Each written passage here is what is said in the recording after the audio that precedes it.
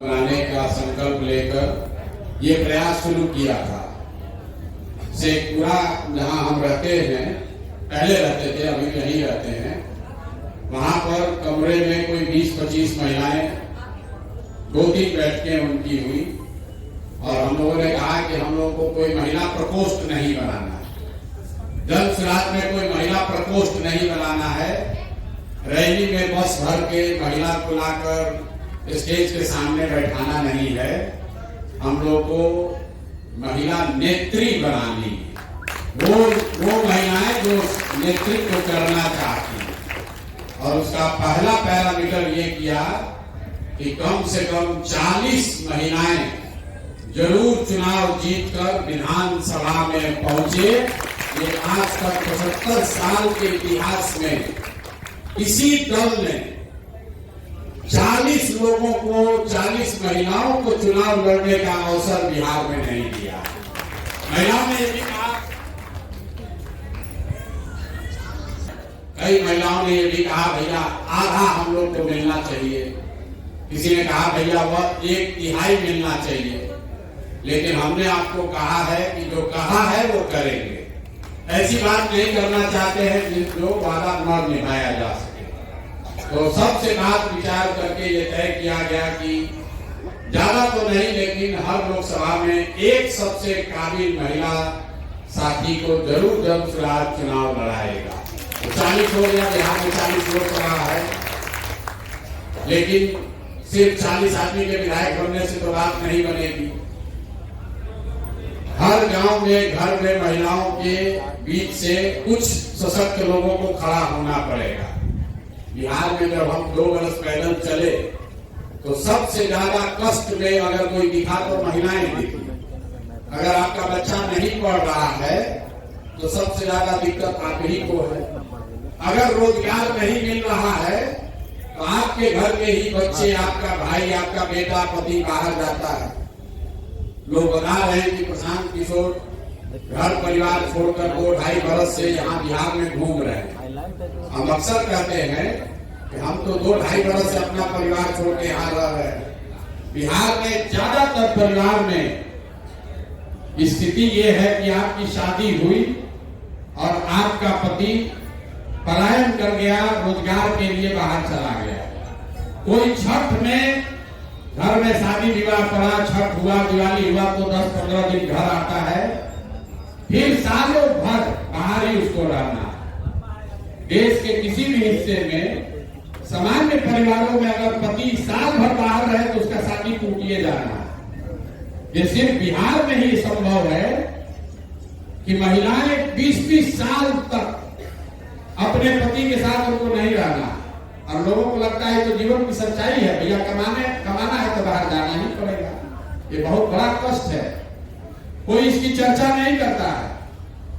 आपकी शादी हुई और जब तक आपका पति, उसका शरीर थक न जाए, बूढ़ा न हो जाए, तब तक वो बाहर ही कमा रहा है। आपका बच्चा जो जवान है उसको पढ़ने के लिए बाहर ही जाना है। अगर आपके बाबूजी बूढ़े हो गए तो उनको दवा के लिए बाहर ही जाना है। जो पलायन का दंश है ये सबसे बड़ा दंश है। कुछ लोग यहाँ लोग, कुछ पैसे वाले लोग बैठे, उनको लगता है कि तो सब गरीब आदमी मजदूर सब जाता है। ऐसी बात नहीं। जो गरीब है उसके घर का पति, उसका बेटा जा रहा है मजदूरी करने। जो थोड़ा बहुत पैसे वाले लोग हैं उनका बच्चा, उनका पति जा रहा है नौकरी करने। लेकिन जा रहा है सबको। गांव में शायद ही कोई ऐसा आपको गांव मिला है जहां पर जवान लड़के आपको रोड पर मिलेंगे। अगर 100 लड़का गांव में है तो 10 से 15-20 को बचा है। चाहे वो पढ़ाई के लिए गया हो, रोजी रोजगार के लिए गया हो, दवाई के लिए गया हो, सबका लड़का बाहर जा रहा है। इसलिए जरूरत है महिलाओं को जागृत होने के लिए, खड़ा होने की। अगर बिहार में स्थिति परिवर्तन होगी तो सबसे बड़ा फायदा बिहार के महिलाओं को होगा, क्योंकि आप ही यहाँ रहते हैं। आपका पति तो फिर भी मान लीजिए कितना भी कष्ट है, बॉम्बे घूम कर आ रहा है, आपका पूरा जीवन यहीं पर बीत रहा है। यहाँ अगर बिजली नहीं थी तो आप ही को ढिबरी और ललटेन में रहना पड़ता था। बिजली आई तो सबसे बड़ा फायदा महिलाओं को हुआ।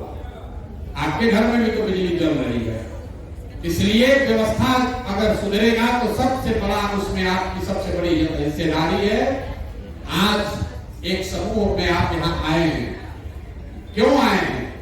कि बहुत सारी महिलाओं ने कहा भैया हम लोग राजनीति तो करना चाहते हैं, समाज में निकलना चाहते हैं, लेकिन परिवार का वैसा सपोर्ट नहीं है। आपके घर में कोई पुरुष है, आपका बेटा है, भाई है, वो राजनीति करने जाता है, भले 10 वर्ष में उसका कुछ ना हो, फिर भी परिवार से उसको मदद मिलती है। कोई महिला अगर बाहर निकल रही है, आदमी द्वारा कहे घर का आटा गील कर रही हो, तुमको कोई जाने का जरूरत नहीं। इसलिए हमने आपको ये व्यवस्था बनाई है कि अगर आपको राजनीति करनी है तो गाड़ी सुविधा हम आपको देते हैं। गाड़ी से सहेली के यहाँ भी जाइए, रिश्तेदार के यहाँ भी घूमिए, थोड़ा आपको मतलब बेवकूफ भी बनाइए, लेकिन महीना में 10-15 दिन में अगर ठीक से काम कर लीजिएगा तो जनसुराज का भी काम होगा, आपका भी काम होगा और समाज का भी भला होगा। अभी तक किसी दल ने इतना बड़ा रिसोर्स महिलाओं को नहीं दिया होगा। एक साथ 250 गाड़ी, आप पैसे की नहीं है, गाड़ी जो है वो आपके लिए मोबिलिटी है, आपकी स्वतंत्रता का हथियार है। घर में आप 4 घंटा अगर आपको गाड़ी मिली है, कोई घर से पूछने की जरूरत नहीं है कि काहे जा रहे हैं, 4 महीना बैठ कर आप जा सकती हैं। इसलिए 1000 महिलाओं को ये सुविधा हम लोग दे रहे हैं। 4 का समूह बनाइए, गाड़ी पर बैठिए और अपने समाज का नेतृत्व खुद कीजिए। 50% सीट यहाँ रिजर्व है पंचायती त्रिस्तरीय व्यवस्था में। 10 में 1-2 मुखिया ही ऐसी है, आप करते भैया हमारा पति नहीं करता, हम करते हैं। 10 में 8 आदमी उसका बेटा और उसका पति ही कर रहा है। जितना नया लड़का है कहता है 2 वर्ष से मुखिया है, उससे तुम्हारा तो उम्र नहीं, हम तो 33 साल के हो, 27 साल तक माई है, चलाते तो हम ही नहीं दिया। ये स्थिति बदलना चाहिए और आपको साधन मिले, व्यवस्था मिले, सहयोग मिले। अगर आपके पीछे लोग खड़े हो, हाथ पकड़ लें, आप में से बहुत सारे ऐसे काबिल लोग हैं जो खुद से लड़कर आगे बढ़ सकते हैं। आपको किसी प्रकार की जरूरत नहीं है। आप इस व्यवस्था का लाभ उठाइए। चुनाव में कौन जीतेगा कौन हारेगा भाड़ में जाए, जनसुराज जीते हारे उससे प्रशांत किशोर के जीवन पर कोई फर्क नहीं पड़ने वाला। हम एमएलए बनकर रुपया नहीं हमको कमाना, हमको ठेकेदारी नहीं करना है। सरस्वती का आशीर्वाद है, ऊपर वाले की कृपा है, माँ बाप का आशीर्वाद है, जीवन में किसी चीज की कमी नहीं है। लेकिन ये मौका आपके हाथ में है, इसका सदुपयोग कीजिए। गाड़ी एक पहली शुरुआत है। अगर आपकी क्षमता होगी तो कल जब आप मुखिया का चुनाव लड़ोगे तो अपने खर्चा पर आपको चुनाव लड़ाएंगे, आपको किसी के आगे हाथ नहीं बढ़ाएगा। अगर आप में क्षमता होगी तो आप सरपंच बनिए, मुखिया बनिए, जिला पार्षद बनिए, विधायक बनिए। आपको अपने घर वालों से पैसा मांगने की जरूरत नहीं है। आपका भाई, आपका बेटा इतना काम तो होना चाहिए ना भाई, होना चाहिए ना। और हम सबसे पहले मेरा भरोसा है